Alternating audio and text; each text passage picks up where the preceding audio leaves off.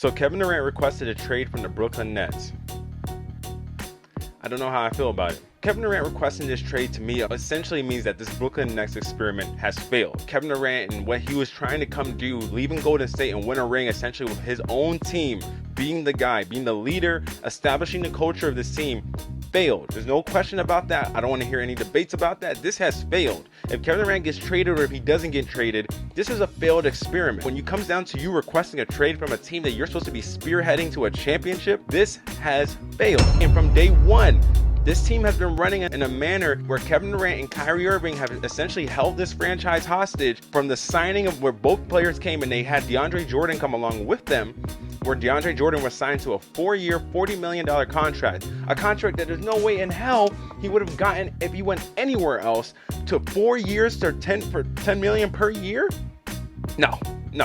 For what DeAndre Jordan was at that point, everybody knew he was cooked. When you're looking at that situation, then you look at the James Harden trade, right? The Brooklyn Nets are being proactive, they're being pro-aggressive and trying to go get James Harden to get another guy to essentially have this army of offensive talent for the Brooklyn Nets, in which it looked like it was going to work that first season. Big part of this is a lot of these guys couldn't stay healthy for a large part of the time and when they could actually play together. I think Kyrie and Kevin Durant only played 40-something games together.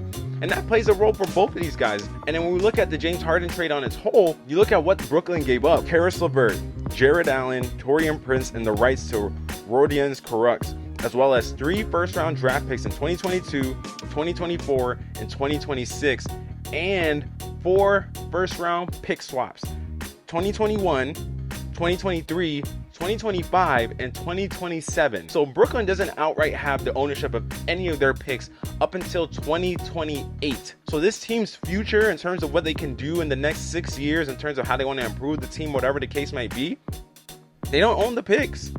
They recently just traded away a draft pick to go get Royce Young from the Utah Jazz. I mean, I don't know what Brooklyn is doing, but in large part where this situation is, the one person who can't escape blaming this is Kevin Durant. He's supposed to be the leader. He sets the standard for the franchise. I get it that these guys, the player empowerment era, the movement era, is the moment where guys have more power than ever and they can move around from team to team however they please.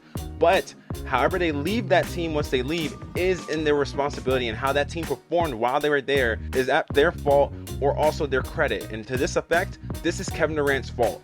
He was the leader of this team. He also was the one that backed Kyrie in a lot of stances that he took with the franchise. And when it came to talking about people understanding Kyrie Irving, he pointed the finger at the Brooklyn Nets and said they didn't understand Kyrie. And to that end, Kevin, maybe you didn't understand him that well either.